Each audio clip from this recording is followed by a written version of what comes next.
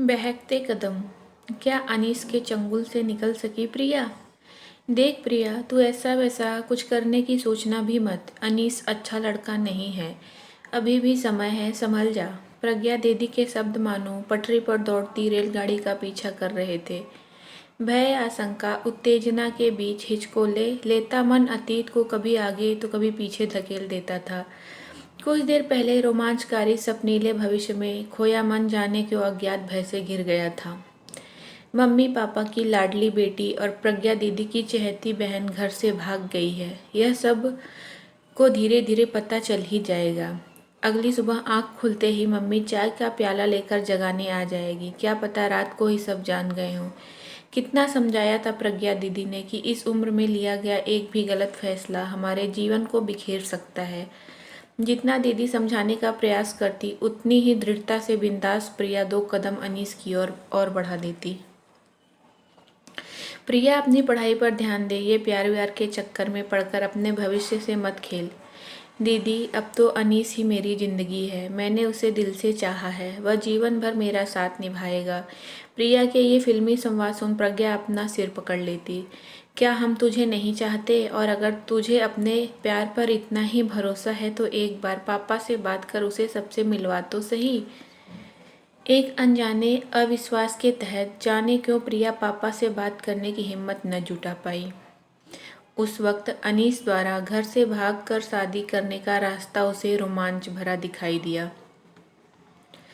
अनीस के केयरिंग स्वभाव पर वह उस दिन फिदा हो गई जब प्रज्ञा दीदी के जोर डालने पर उसने अनीस को मम्मी पापा से मिलने को कहा तो उसने भावावेश में प्रिया को गले लगा लिया और कहा वह अपने प्यार को खोने का रिस्क नहीं उठा सकता है। बस उसी रात गली के उस पार इंतजार करते अनीस के साथ वह आ गई। घर छोड़कर आते समय प्रिया का मनोबल चरम पर था। रास्ते में अनीस ने बताया कि वे लोग बेंगलुरु जा रहे हैं, जहां वे कुछ दिन उसके एक दोस्त के घर पर ठहरेंगे और 7 महीने बाद प्रिया के बालिग होने पर शादी करेंगे। रास्ते भर वह प्रिया को समझाता रहा कि इस दौरान उसे किसी से संपर्क नहीं रखना है। इस मामले में यहाँ का कानून बेहद सख्त है। विचारों में डूबती उतरती प्रिया कब नींद के आगोश में चली गई उसे पता ही नहीं चला। अचानक एक स्टेशन पर गहमा गहमी के बीच उसकी नींद खुली। उसने देखा तो अनीस अपनी सीट पर नहीं था। बिंदास और मजबूत इरादों वाली प्रिया का हलक सूख गया था। आवेश से उसकी आंखें भर आईं, माथे पर पसीने की बूंदें चुहचुहा आई थीं। अकेलेपन के एहसास ने उसे घेर लिया। तभी वह अपना मोबाइल खोजने लगी। पूरा पर्स खंगाल डाला पर कहीं मोबाइल नहीं दिखा। आप मोबाइल तो नहीं ढूंढ रही हैं? एक आवाज़ ने उसे चौंका दिया। सामने देखा तो एक युवती बैठी किताब पढ़ रही थी। आपने मुझसे कुछ कहा क्या? मुझे लगा आप अपना मोबाइल ढूंढ रही हैं। हाँ, आपने देखा क्या? प्रिया ने पूछा तो वह बोली, तुम्हारे साथ जो लड़का है वह तुम्हारा भाई है क्या? उसका प्रश्न प्रिया को रुचिकर नहीं लगा। तभी उस युवती ने आगे खुलासा किया, तुम्हारा मोबाइल तुम्हारे साथ जो लड़का था वह ले गया है। कातर दृष्टि से इधर उधर देखती प्रिया को उसने बताया कि वह दूसरे कंपार्टमेंट में बैठा ताश खेल रहा है। प्रिया यह सुन शर्म से गड़ गई। उसे अनीस पर बहुत गुस्सा आया। कृपया आप मेरा सामान देखिएगा, मैं वॉशरूम जा रही हूँ। प्रिया तेजी से निकली। तभी अंधेरे में किसी की आवाज़ पर उसके पाँव वहीं ठिठक गए। दरवाजे के पास खड़ा अनीस मोबाइल पर किसी से कह रहा था, बस ऐसी ही बेवकूफ़ लड़कियों से तो रोजी रोटी चल रही है हमारी। उसका मोबाइल ले लिया है, 15-20 हजार का तो होगा ही। डर भी था कहीं घर वालों से संपर्क न कर बैठे। मैं बिना बात की मुसीबत मोल नहीं लेना चाहता। अभी पूछा तो नहीं है पर घर से कुछ न कुछ लेकर तो जरूर आई होगी। घर जो बसाना है मेरे साथ उसे। उसके ये शब्द ठहाकों के साथ हवा में तैर गए। और हाँ सुन, तू सारा इंतजाम रखना। मेरी जिम्मेदारी केवल वहाँ तक छोड़ने की है, आगे तू संभालना। बस फिल्म मस्त बननी चाहिए। इस वार्ता को सुनकर प्रिया का खून बर्फ की तरह जम चुका था। उसके पांव स्थिर न रह पाए। वह गिरने वाली थी कि किसी ने उसे संभाला। वह कैसे अपनी सीट तक आई उसे पता ही नहीं चला। 2 घूंट पानी पीने के कुछ क्षण बाद उसने आंखें खोली तो कंपार्टमेंट में बैठी युवती का चिरपरिचित चेहरा दिखा। तुम ठीक तो हो ना? उसने जैसे ही पूछा, प्रिया की आंखों से अश्रुधारा बहने लगी। उस युवती ने अपने साथ आए शख्स को बाहर भेज दिया और कूपे को अंदर से बंद कर दिया। क्या हुआ? साथ आया लड़का बॉयफ्रेंड है ना तुम्हारा? उस युवती की बात सुन प्रिया फपक पड़ी। देखो, वह लड़का ठीक नहीं है, यह शायद तुम्हें भी पता चल गया होगा।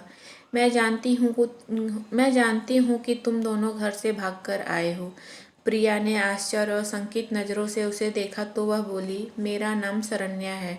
तुम मुझ पर भरोसा कर सकती हो। वैसे तुम्हारे पास कोई और चारा भी नहीं है। युवती की बातों में सच्चाई थी। वैसे भी अनीस का जो भी विभत्स चेहरा वह अभी अभी देखकर आई थी, उसे देखकर तो उसकी रूह कांप उठी थी।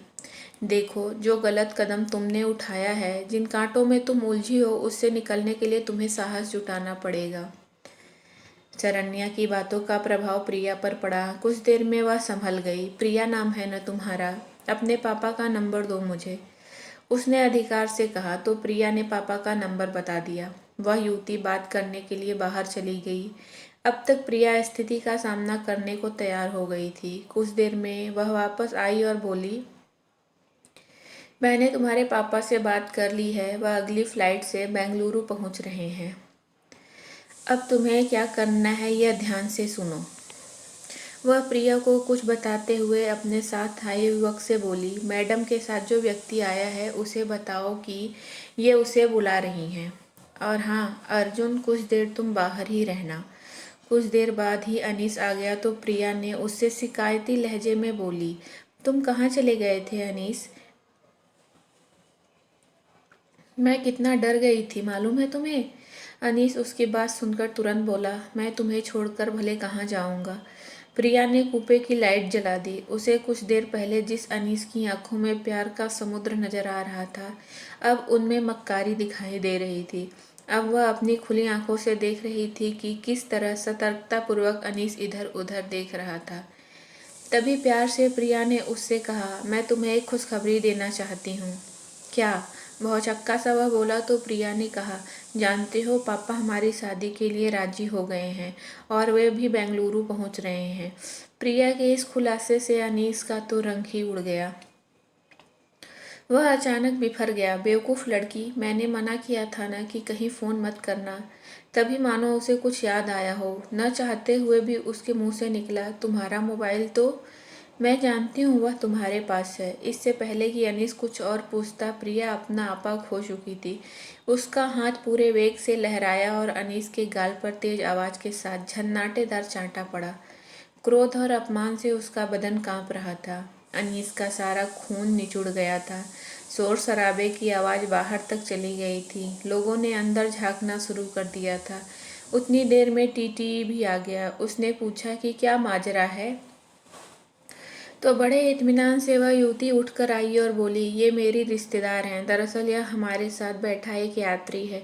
हमें लगता है कि इसने हमारा मोबाइल चुराया है। आप पुलिस बुलाइए। अनीस के चेहरे की हवाइयाँ उड़ने लगी थीं।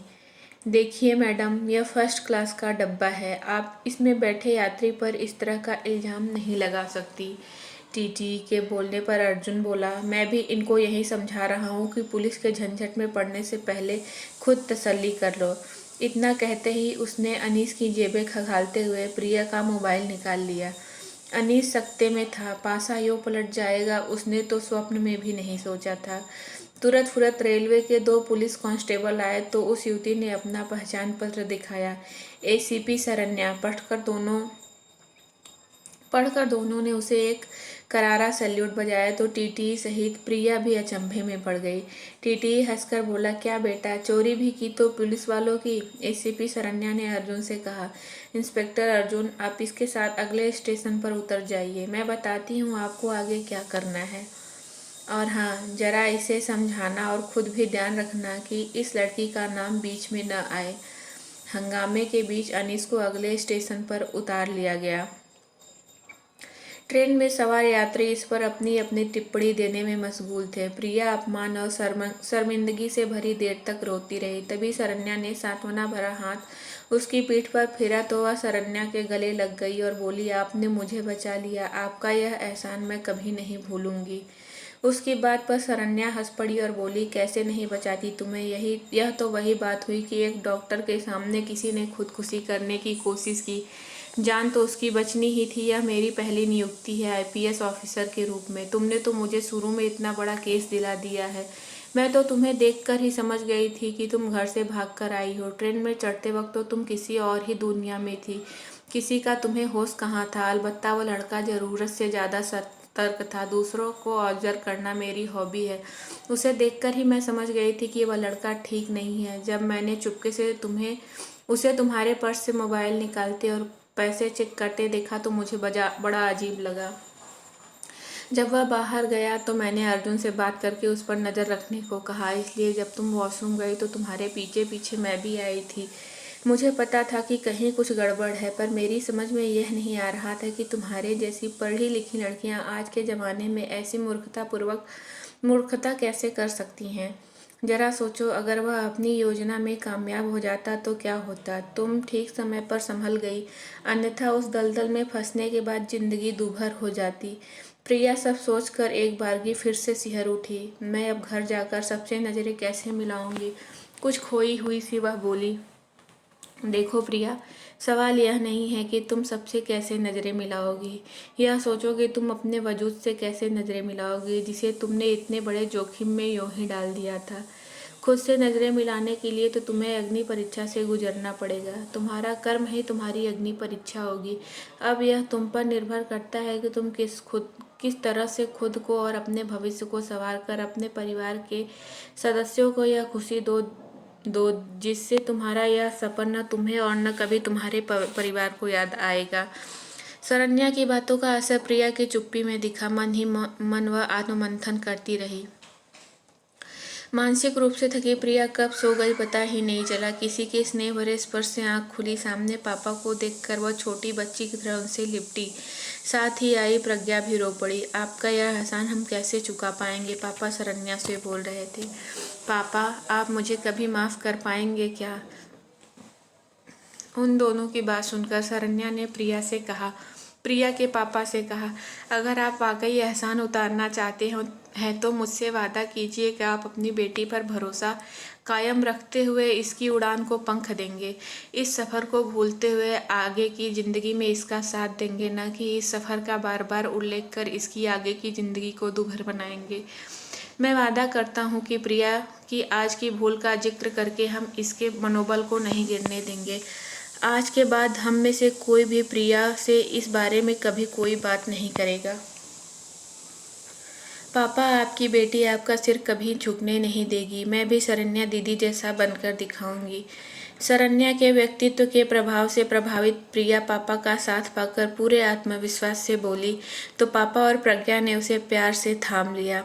शरण्या समझ गई कि अब सही मायने में प्रिया भंवर से बाहर निकल चुकी है। उसके होठों पर तसल्ली भरी स्मित रेखा थी। तो दोस्तों, आपको ये कहानी कैसी लगी? अगर अच्छी लगी तो प्लीज़ मेरे चैनल को सब्सक्राइब करें, वीडियो को लाइक करें और ज़्यादा से ज़्यादा शेयर करें। Thank you.